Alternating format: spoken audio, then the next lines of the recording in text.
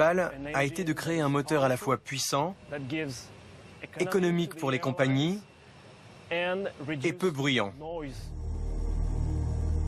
Grâce à une conception ultramoderne, l'A380 consomme 22% de carburant en moins par siège qu'un 747 standard. Ces pales ont été spécialement conçues pour cet avion. Leur forme révolutionnaire permet d'augmenter l'arrivée d'air dans le moteur.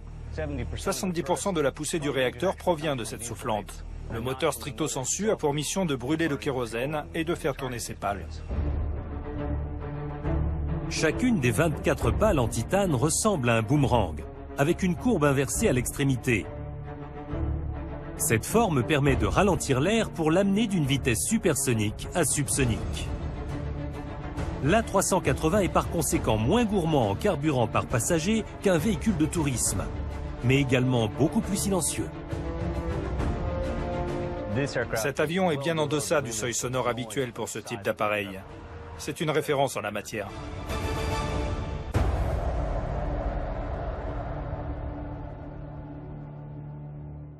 Mais pour développer ce très gros porteur, les ingénieurs ont relevé encore plus de défis et se sont inspirés de leurs illustres prédécesseurs.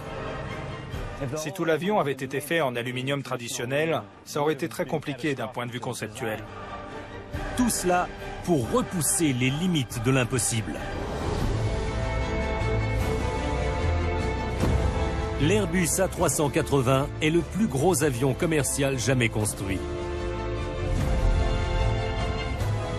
Capable d'effectuer des vols sans escale de plus de 16 000 km, c'est un chef-d'œuvre d'ingénierie aéronautique.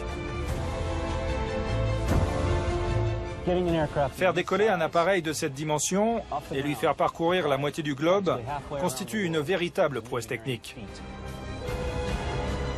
L'autonomie de cet avion est stupéfiante, mais elle a obligé les concepteurs à relever un défi de taille.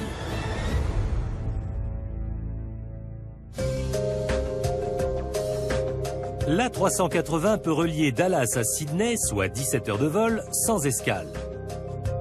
Pour permettre à l'A380 de voler à près de 1000 km/h et 12 000 km d'altitude, avec seulement quelques centimètres séparant les passagers de l'extérieur, les ingénieurs ont dû relever un autre défi apparemment impossible.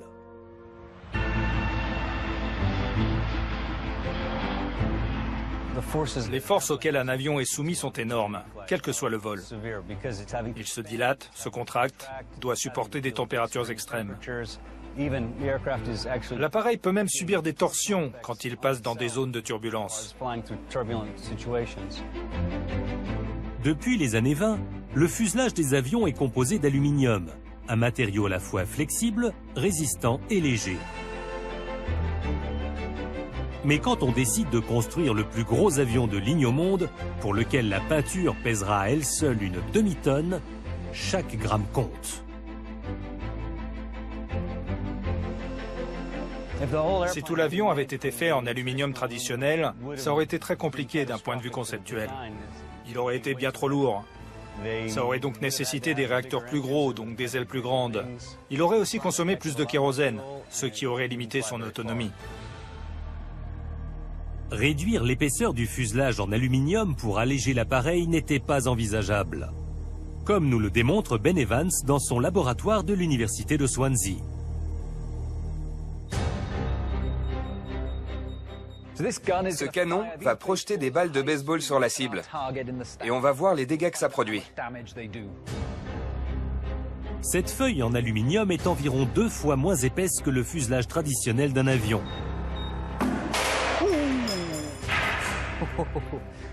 Voyons ce que ça a donné.